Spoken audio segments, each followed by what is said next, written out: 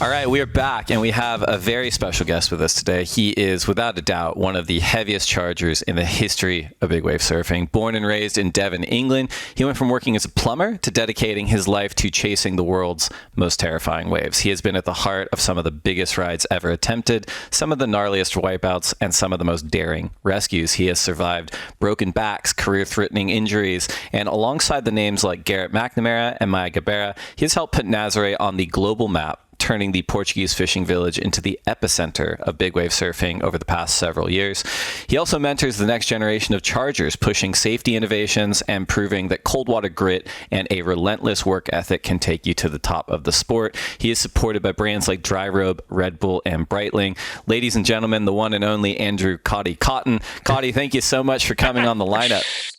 Cheers, man. Thanks for having me. I appreciate it. So we're recording. It's early September. Where are you talking to us from today? I'm at home in North Devon. It's been rainy today, but it's been a little wave. I surfed Saunton this morning. It was about 1 to 2 feet. Um, but yeah, it's been good. I've been home most of the summer, so it's like not. It's been a while since I've been home for this long, but it's been good. We're going to dig into this in a minute for sure, but since you brought it up, I am curious because it does feel like people that surf a certain type of wave, huge, terrifying, critical waves, they kind of broadly fall into two camps. Like there's the camp of people that are like, that's what surfing is for me. If it's not at a certain level, I'm training, I'm cross-training, I'm doing something else to prepare for those days. And then there's the other camp where they're like, I'm in the ocean every single day that I can be. I mean, I don't want to lead the witness here, but if you're going out at 1 foot, it sounds like you might fall into the latter. No, not really. Like, to be honest, I've had some shoulder issues, Mm. and I've had like quite a long time out of the water. I sort of survived last winter on painkillers and sort of denial. So I'm just like, obviously the season starts kicking off soon. I'm just like trying to get the arms moving again and get the body moving on a surfboard. So I wouldn't usually surf Saunton at like one foot on shore, but I'm like I want to try and get the hours up, you know. Fair So enough. yeah. With the Northern Hemisphere swell season kind of right around the corner, you mentioned, nursing a shoulder injury, but between us talking today and those first big swells hitting those big wave venues, what does your prep look like? What's the day in and day out for someone like yourself? Um, I think it's changed a lot since I've been getting older. I think Mm. like definitely in the beginning. Um, I don't think I was doing as much training, and I worked as a lifeguard for a bit, which was great because I was in the water all day. And um, but I think the last few years, I've definitely taken the training more seriously. I'm sort of getting to that age now where, like, I'm 46 this year. It's like I need to put the hard work in, you know. So this Mm. season, I've definitely been training every day. I do a lot of cardio, a lot of bike work. I follow quite a big strength and conditioning routine. Um, I don't know. I kind of like sort of see like the next 5 years as like, okay, I want to go make the most of every swell, you know. So I kind of been stepping it up. I feel at the minute I feel like I'm probably the fittest I've ever been, I reckon. It's a pretty common story for surfers that are aging. We're about the same age. I'm 42. But even like at the elite championship tour, you get sort of younger surfers, maybe less so these days. But when I started here 20 years ago, you get younger surfers come on tour. They're like, I'm at the circus. I'm here to party and have a good time. And I'm Yeah, just naturally physically gifted and I'll never ever get hurt or age or die or any of that.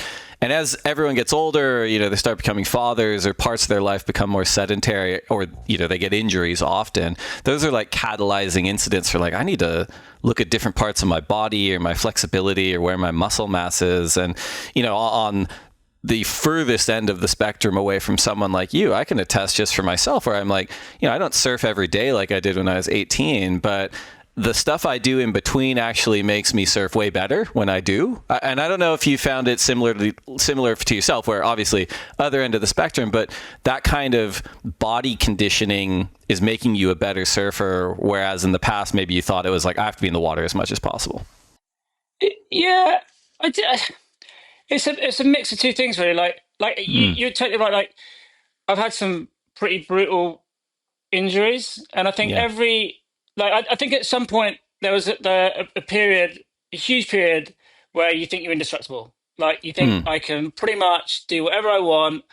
I can pretty much shake anything off. Like nothing ever bad's going to happen. I'll be fine. And then the injuries happen. Some are worse than others. And then it's like a realization is like, oh, whoa, like, the body is hurting a bit. Like I am, like I mm, have got to put the hard work in. And, you can't just turn up on the day of the swell and expect to, expect to be fit enough. And it's like, and also I feel like there's so many people want it. So yeah. like Right. if you're not putting the work in, someone else is going to put the work in and get the wave, and big wave surfing's unique as in when the swell events happen, you don't know, it's not like you're surfing heats, Mm, like, or, where you can sort of strategize your day. You might actually be in the water all day for one day.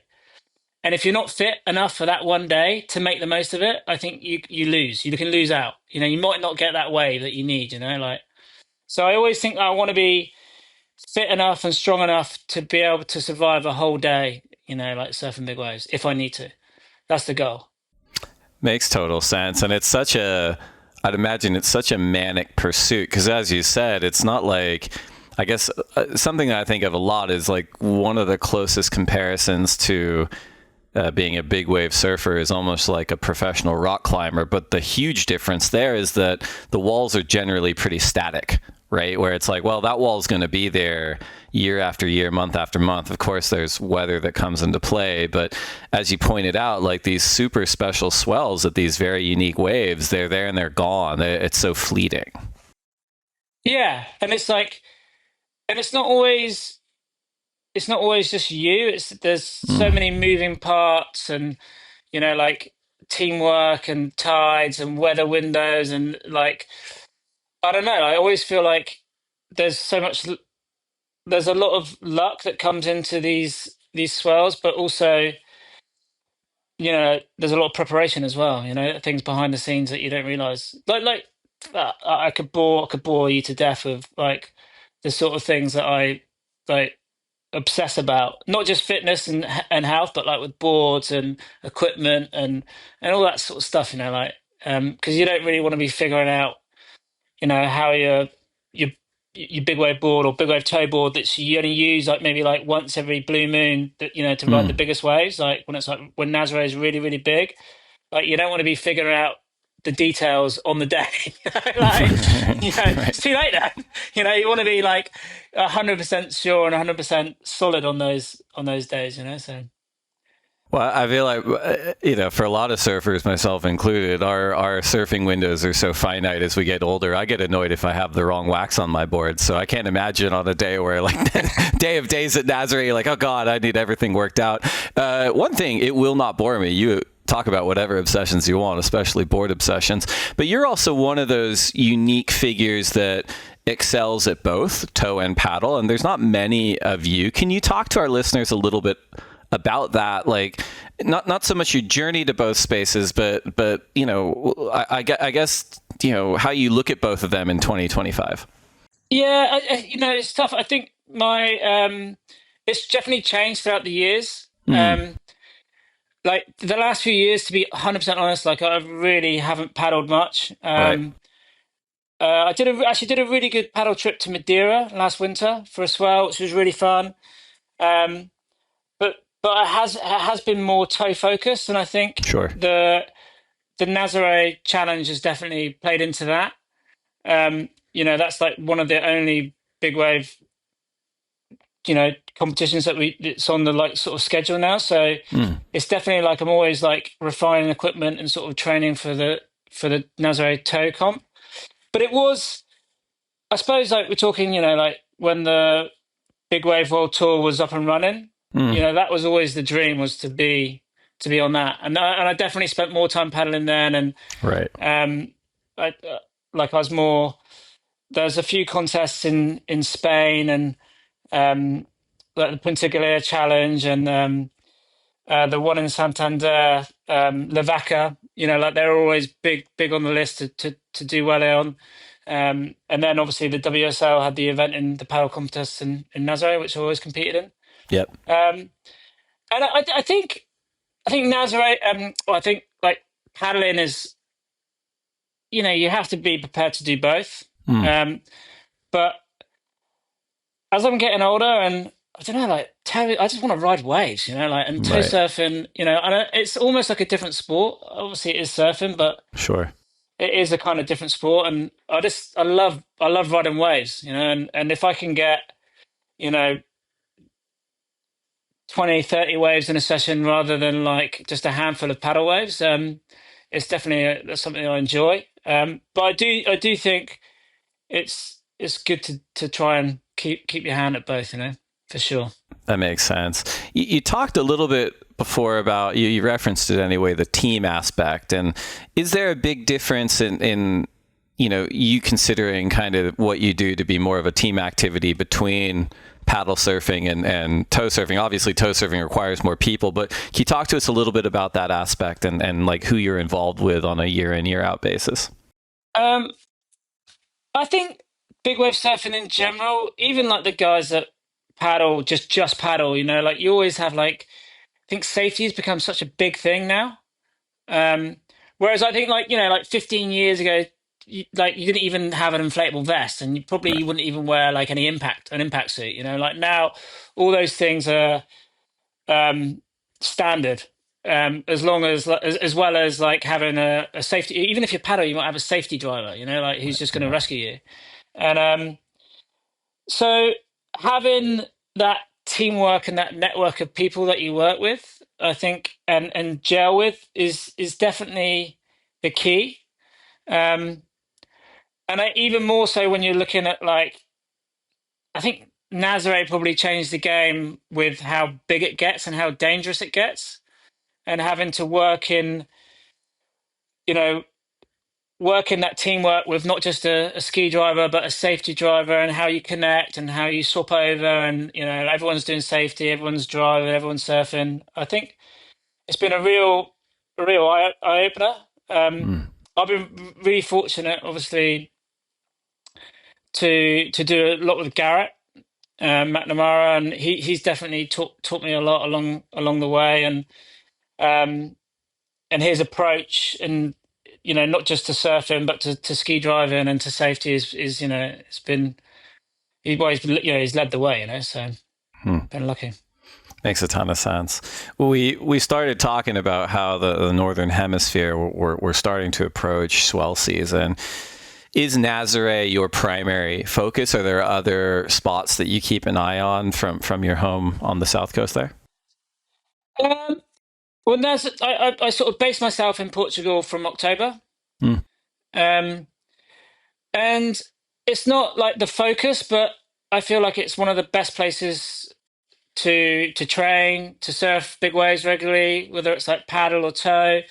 The beach break is sick at like 2 foot, 2 to 3 foot. It's nuts. It's like really rippable.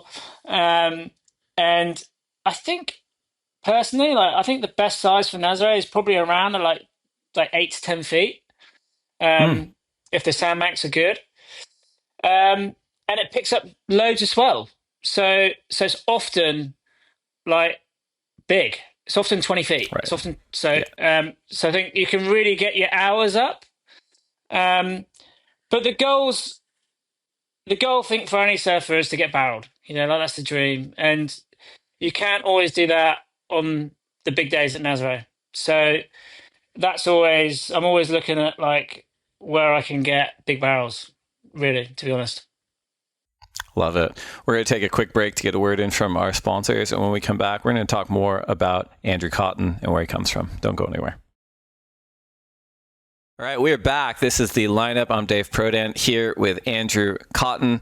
Cotty, you talked about you're at home right now. It's the south coast of England, southwest coast of England, I believe.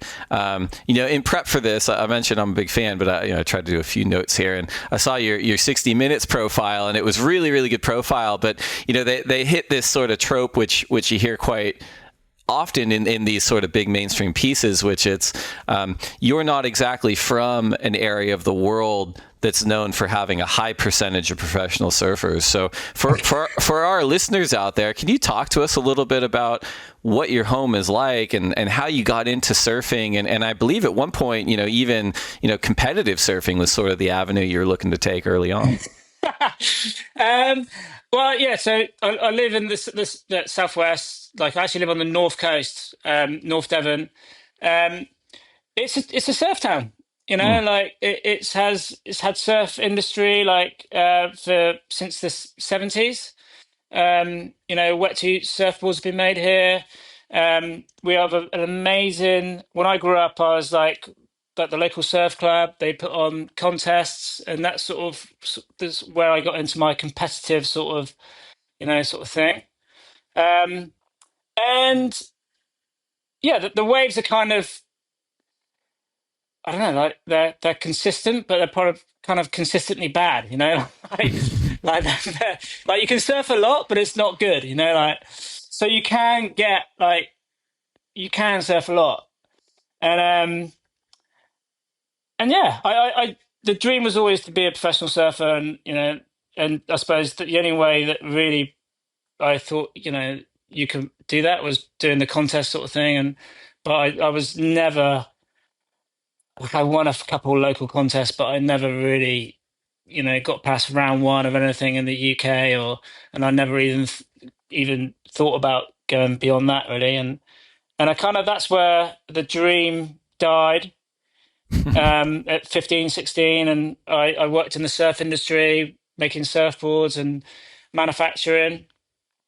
Did the classic, surf shop stuff, and then I even did repping for certain brands and that sort of thing, and until I was like 25, um, and yeah, and then I sort of stepped away and tried to earn some cash in the building industry, um, which was kind of sparked. It kind of like like when I working like the 9 to 5, so to speak, kind of made me realize how good surfing was and how much I wanted it in my life, and then it sort of relit my fire for surfing and big waves, and I just chased that. I never thought it'd be like anything more than just a hobby, like it was never that was never a plan, like to make it a career, but I kind of got really lucky meeting the right people at the right time and being in the right places. Yeah, I mentioned we're about the same age, so I suppose early teens for you is the '90s, right? Yeah. Early '90s, and I've got 11-year-old twins now, and I they're normal kids, like they watch TV and they're online a little bit here and there, but they're always watching webcasts, whether it's big wave events or CT events, etc. And I have to think back to when I was a kid and like romanticizing the idea of being a professional surfer. Your input points were so different back then, where it was like, well, I had a magazine, I had this VHS tape, and then living in Southern California, you obviously see a lot of high quality surfers. The tour comes to town, that's a good exposure to it, but you don't have YouTube or anything like that. And so, for yourself, even with Devon having its own surfing community, like what was sort of the I don't know, the motivating thing behind like, I want to be part of this? Like, what was it for you that attracted you to surfing? Um, well, I kind of like the schools, like everything's like team sports, football, rugby, cricket, Mm. and I was kind of just so bad at that sort of stuff. And I loved swimming. There was like a surf life saving club at my local beach, which I kind of got into, and I kind of liked being in the water with and making it up. Like there's no one telling you what to do. You just do your own thing. And even then, like now. I feel like it's even changed in surfing with like all the coaches and like as you try to get, as the sport gets more professional, there's more at stake and people put more time into it. But back then and not like it was just like I remember my dad just dropping me down the beach and he just sat in the car reading the paper. I'd go in the sea, like and he'd come back and like or like check on me every like 45 minutes an hour, make sure I was still like floating around and that was it. And Right. I loved that, and the things that I realized like is is when I left school and I started working in the surf industry. Yeah, I wasn't a professional surfer, but I was earning a bit of cash. We always like surfing was the priority. Yeah, it didn't matter what the schedule was or like the workload was. Is that if the waves were good, we surfed. And it was being like was being like a professional surfer, I guess. You just You're we earned a right. bit of Yeah. cash and we traveled a lot, which is when I first sort of realized like my how much I like big waves. Like I did quite a few trips to Hawaii in the late '90s and did a few seasons there, and um, yeah, and you're like, wow, like I was obsessed with it, but but the only way then, like people who rode big waves were guys that retired from the tour. Sure. Like, do you know what I mean? Like, no Yeah. one was doing it professionally, like as a job, like, um, and so I was just like, oh shit, well, you know, this is just something that I like doing, and I just do it. I just enjoy it, like that was it. Yeah, remember having a conversation with a friend a few years ago, and we were talking about like what makes sort of a core skater a core skater, and they had this approach where they said, well, you could be a very high level skater and very talented, and if you're doing it to be like get rich or get famous, that's fine, but that's not that core. Like if you're doing it to be able to skate more because you love skating more, then that's kind of core. And that was their kind of definition. I'm like, that's a pretty good approach with surfing Mm. too. And even what you were talking about before, where it's like you do the surf shop thing, you do the rep thing. And I don't want to generalize for everybody that works in surfing, but I do think a lot of us do because we want to continue with the lifestyle. We want to continue to surf. We want to surf as much as possible. Sometimes that doesn't always bear out where you're like, well, I'm actually not surfing a lot and I'm not making a lot of money, but if I go over here, I'll make more money. I'll have more time to surf. And I'm wondering if that played into your decision to kind of move into construction for a period of time where you're like, this is actually going to help me surf more because I'll be more financially stable. Well, it was actually my dad. My dad was just like at 25.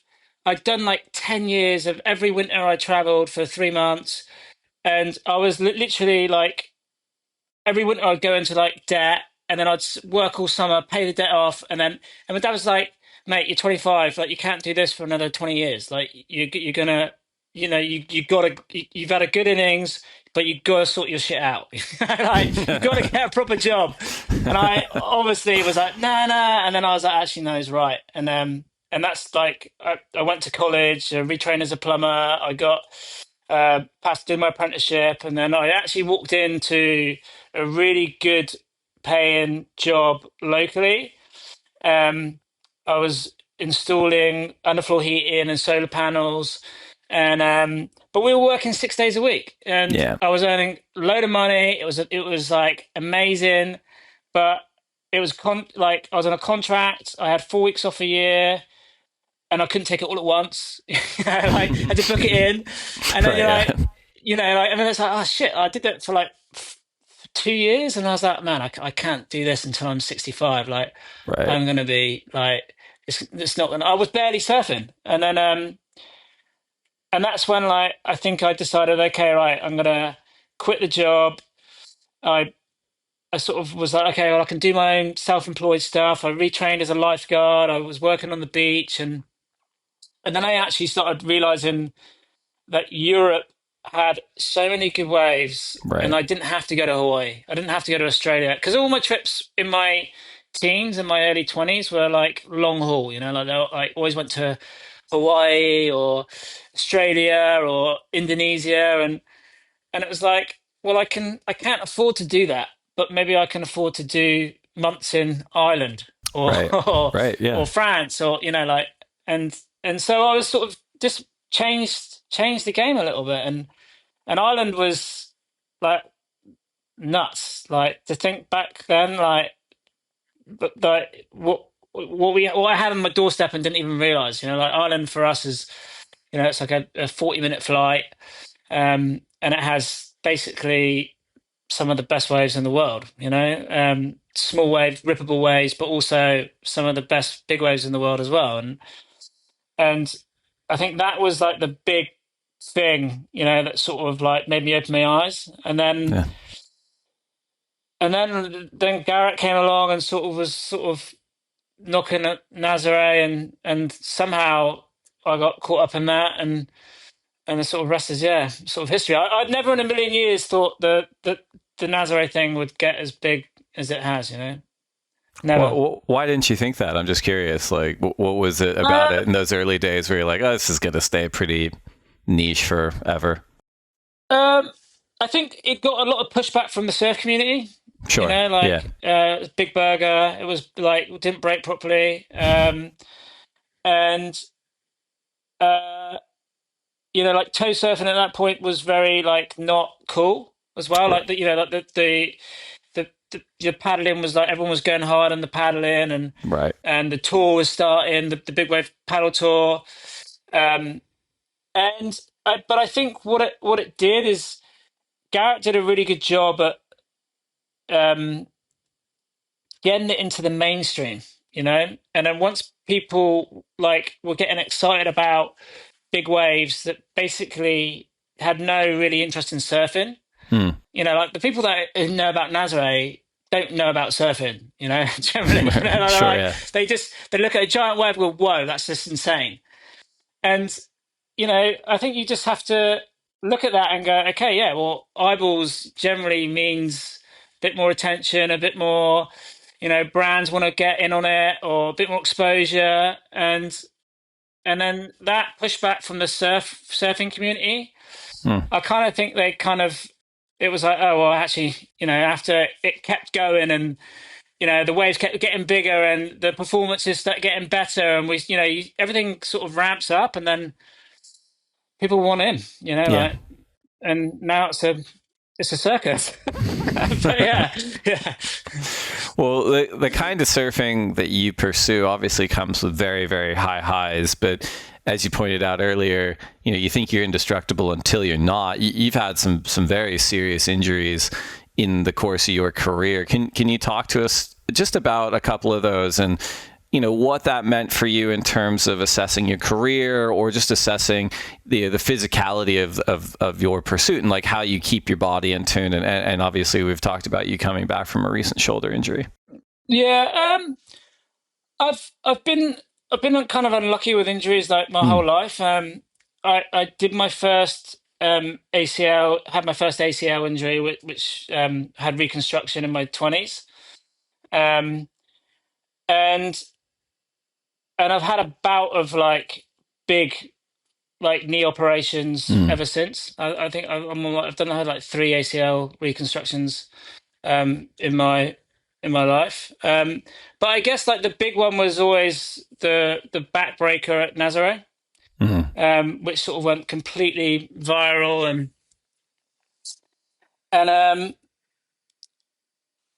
I don't know, like it's been interesting tackling those sort of things, is because especially with the backbreaker, I think it was yeah, I was going through a funny part of my life, and through numerous reasons, and I did think I was like indestructible, and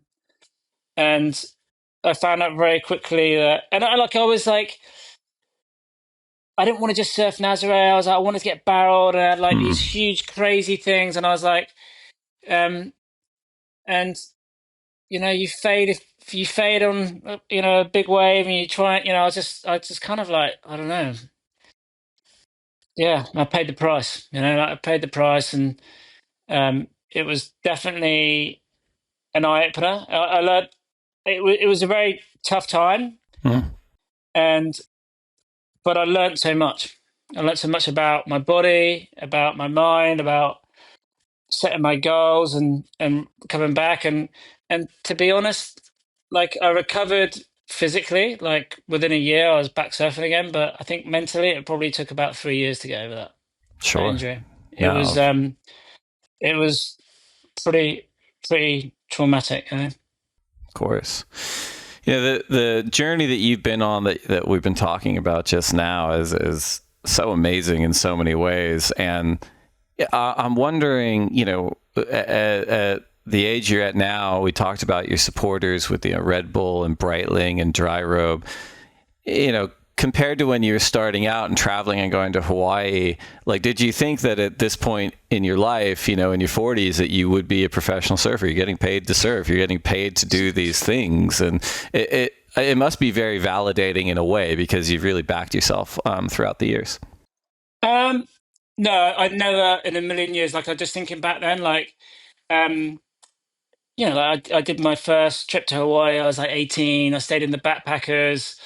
Um, and I was looking at all the guys that were sponsored, and like you just like I never in a million years would think one that I'd be a professional surfer, but two still doing it at 46. Um, and I think maybe even like I signed my Red Bull when I was 34. Is when I joined my Red Bull, and actually I Dryrobe were one of my first sponsors. Weirdly enough, Gideon. Um, who is the founder is from my village, Braunton, and I think he started supporting me in like 2009, maybe. Um, like and like those, that was just a little bit of product, put a sticker on your surfboard, like and but I never really thought that I'd be able to make enough money to travel around the world or to make it, to get by and um yeah, it's been insane. It has been insane. There's been some moments where I thought that like you can't continue, but I think every year I seem to sort of double down and sort of try and keep focused and try and keep fit and like I always have like one or two little goals that I want to keep like because the trouble with big wave surfing, especially at the minute, there's not too you kind of make up your own rules. You kind of Right. like Yeah. there's not a tour you're following or a contest circuit what we're doing or any competitions that we're sort of building towards. So it's like you're thinking of projects, filming ideas, places you want to go. Like I always have like little goals, and it's really helped me keep me motivated and and keep strong and continue. Like and like at the minute, I just feel like I've had such an amazing since 20 I had a few bad years like 2017 to 2020, and since 2020 I feel like I've been on like an amazing run, and I've had some of the best waves of my life, and just last year I probably had one of the best waves ever personally at Mullet Moor in Ireland, and I kind of just doing it because I love it rather than chasing. I don't know. I don't know what the right word is. Like I think sometimes we get caught up in chasing sort of uh like not acceptance but like acknowledgement from someone else, and it's like Sure. do you know what I mean? I'm not I know what you asking. mean. I don't I don't want to be like I'm just stoked I'm surfing. That's period. I don't care about any acknowledgement. I don't care about like I'm not doing it for anything else. I'm just doing it for me, because I love it. And I think sometimes in the past I have got caught up with that, and sometimes that can sort of deviate you from what you really want to do, and that's just ride waves and have fun. It makes a ton of sense. I think all your partners, present and future, are very fortunate to be working with you. You mentioned you've been working with Dryrobe since I think 2009. Dryrobe is a supporter of the lineup. They're a supporter of this episode. My kids, they're in their Dryrobes. It gets quite cold in Ventura County in the morning. It's the first thing they put on. They eat breakfast in them. Every water polo practice, every beach day, they got them on. We're in a nice window of the year where we have like a month of warm weather, sort of late summer, early autumn. bought them, but they're still using them. They're so great. And I'd imagine too that like having the opportunity to work with partners that produce products that you're actually going to be using, right, is a huge advantage. I think most professional surfers are going to take support from wherever, but with Dryrobe, I'd imagine having the right kit for someone like yourself before, during, and after, it actually provides like quite a lot of comfort in terms of being a big wave surfer, right? Well, it's a necessity, like we spend time getting changed in headlands or waiting for swell windows or weather windows, and keeping warm and being comfortable is like like it helps performance. Like so, like if you're especially in Ireland, but even like I surfed this morning and. I don't want to get changed in the car park. I just like put the dry robe on. I drove home in the dry robe. Like, it's just Right? Yeah, exactly. Yeah. do you know what I mean? Like, but yeah, like in places like Ireland, when you're waiting, like when you're spending a lot of time hanging around waiting for tides and schools to come through, and it's about keeping warm and keeping ready, and it's been a lifesaver, for sure. It's Yeah. been it's been a staple part of my surfing journey. Yeah, since the beginning, since the dream really started. It's like 2000.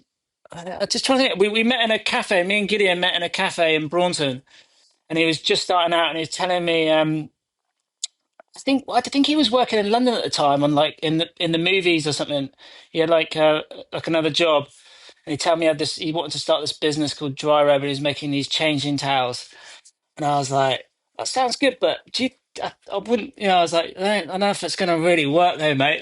Like 15 years later, it's like the best selling surf product on the planet. Yeah, It's like, exactly. it's amazing. I love it. I love it. It's such a rad story. Even those changing mats, I don't want to talk them up too much because I got one like 5 years ago, but it's in the car every day. I never thought I'd be this person when I was a kid, a bit like, I don't want any sand in the car. And now, like, after with kids and everything, I'm like, you're using that mat. It's easy, everything. It's about making life easier, isn't it? Yeah, totally. Do you know what I mean? And especially as you're getting old, like I appreciate that. Like I just want to be warm and I want things to be clean. So yeah. Well, and there's already so many like variables in surfing, right? Where it's like, where's the sand and what's the tide and the wind? I think like regardless of what you're doing to improve your surfing experience, like keeping things steady and stable and reliable insofar as you can, it just makes you focus on the important parts of surfing so much better. So is that your go-to every day? Like if you were to recommend a product for listeners, is it just the Dryrobe standard? It's sort of a utilitarian piece for everybody. If like yeah, there's a couple. There's I have the one at home which is my standard, but I also have a travel advance which packs quite small. Right. Yep. And that if I doing missions in places, I chuck that in the ball bag because it's a bit easy, a bit lighter to travel with. But yeah, home in the UK and in Ireland, like the dry robe, the standard dry robe, mate, living the things, changing, driving around places. You can stay a whole day in your wetsuit and just like, you know, but yeah. That can maybe be their next marketing line because I think it's really true. It's like you will live in it. My kids live in it. I live in it. So we're going to take one more quick break to get a word in from our sponsors. And when we come back, we were going to wrap it up with Andrew Cotton. Don't go anywhere. All right, we're back. This is The Lineup. I am Dave Prodan here with Andrew Cotton. Cotty, we talked about it is September. The Northern Hemisphere is looking to start heating up. But outside of your surfing life, like what's home life like? Family? Like what are your non-surfing interests? What do you do day to day? Non-surfing interests. It's kind of, I don't know. I kind of like so this summer I've been cycling a lot and I spent a lot of time in the gym, sort of, but been working on like a few little injuries and stuff. At the moment, I've been in Devon. I've been renovating a house, so all the things that I hate doing, like plumbing and tiling and flooring and concreting, and I've been using my skills, which I picked up a few years ago. Thank goodness, thanks to my dad for making me do that. So he was right. Yeah, like like it's always going to be handy. It's been handy for the rest of my life. So I've been plumbing in a bathroom. Um, I'm actually doing the UK down in Newquay. There's a UK surf and skate show uh, next week, which I'm going to do. I'm going to down. I actually do quite a lot of corporate talks.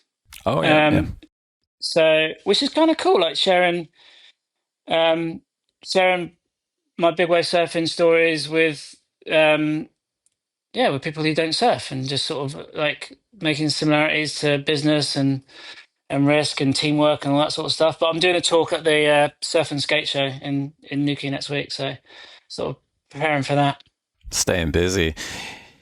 I think you mentioned you're looking at the next 5 years as sort of your focal window for pushing yourself and achieving in the big wave space. You know, if you fast forward to 10 years, 15 years, 20 years, 25 years from now and look back, like, do you, maybe you don't even think about this, but I'm curious, what kind of legacy would you want to make on the big wave world? Is it around, safety and professionalism? Is it around, achievement and fitness? Like are there areas where you think you've already made an impact, or areas that you're going to be focusing on? Um, that's such a tough question. I don't like. I'd like to think that that I'm proof that like anyone can make it work out. Like pretty like average surfer from North Devon can like sort of manage to pull it off, and like it is possible. Um, but I don't know. Like I just feel like I've been in such a lucky time and space to experience all these places like Ireland and Portugal and Nazaré, like relatively uncrowded, Hmm. and as big wave surfing, I feel now is becoming more and more popular, which is amazing. Um, I kind of still feel there's more out there to see and discover and understand, and I think that's what's really exciting about surfing in general. Like, it doesn't have to be big waves, but seeing what's around the corner, like, everyone's at their local break, um, and when it's good, and the tide that's good, and the wind directions and the swell directions, but like trying to figure out new spots and understand when they get big and when they get good, and I just that's really exciting. I was with I went to the Arctic Circle last year with a chap called Freddie Meadows, who's dedicated his life to searching for waves, in that sort of zone. And we scored. Well, he scored, but I was there. He scored some of the best waves I've ever. I was like it was nuts. Like some of the biggest, heaviest slabs that I've seen. And he'd been sort of he's been focusing on the spot for like 10 years. And he called it a week out, and I made I made the dash for it, and he got some really sick barrels, like like legit 20 foot slabs. Like, Whoa. and I don't know if anyone's ever surfed it or before, and or anyone will ever surf it again, like, but I think that's exciting. And to think that in 2024, or like then, or like 2025, there's still places which haven't been surfed to their full potential. I think that's exciting, isn't it? Like, that makes you want to carry on surfing for another 20 years and keep fit and keep able-bodied, and to do that. That's incredible. Well, I look forward to seeing what you get up to in the next few years for sure. Before you go, we did reach out to followers at The Lineup Pod on Instagram. We got a bunch of questions for you, but we've whittled them down to 3 plus a bonus question. And the first question is from @NorBelR, who asks, what is the best wave you have surfed and why? What's the best wave I've surfed and why? Um, uh, I think um, I I think Mullockmore in Ireland is the best wave in the world. I think it's cold, it's remote, it gets giant, and it barrels. Like, and I think for me, like, it's one of the first places I ever toe surfed, and I've had some of my worst moments there, but I've also had some of my best waves in my life there. So 100% Mulletmore. Second question is from @Chris Cote, fellow podcaster, who asks, is falling and skipping down the face of a big wave the worst case scenario? Oh, yeah.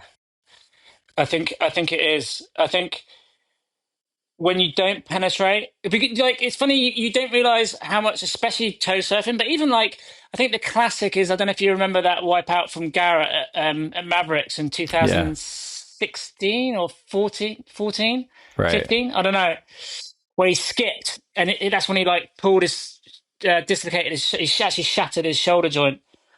I think when you don't penetrate, it's like it's frightening, and it is like skipping on concrete, and then you know at some point what's coming, and that's like impact of the lip. It's frightening.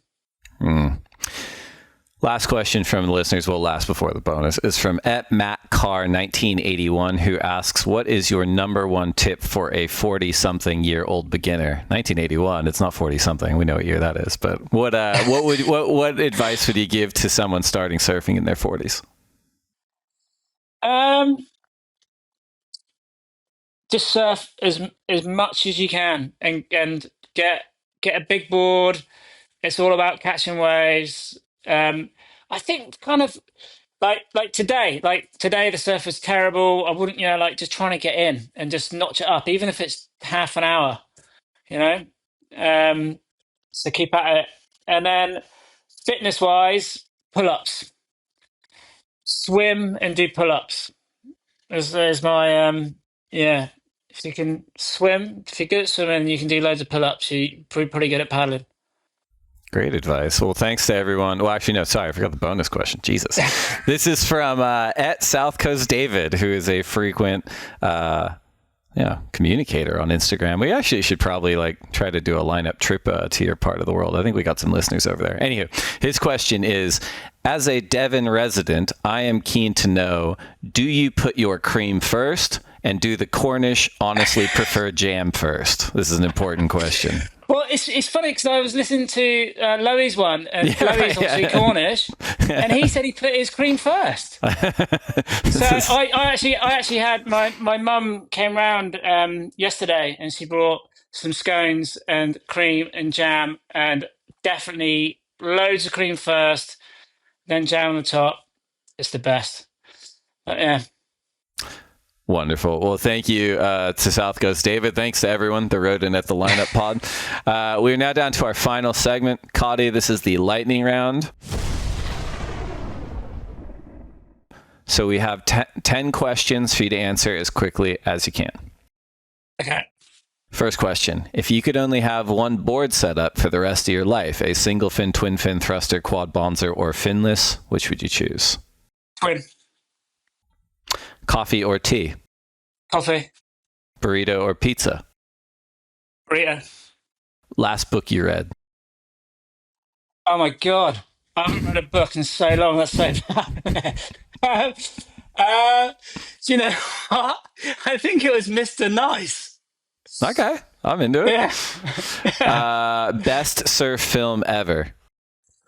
Oh, best surf film ever. Uh, Stick Joy. I used to watch that thing on repeat. I had it on VHF.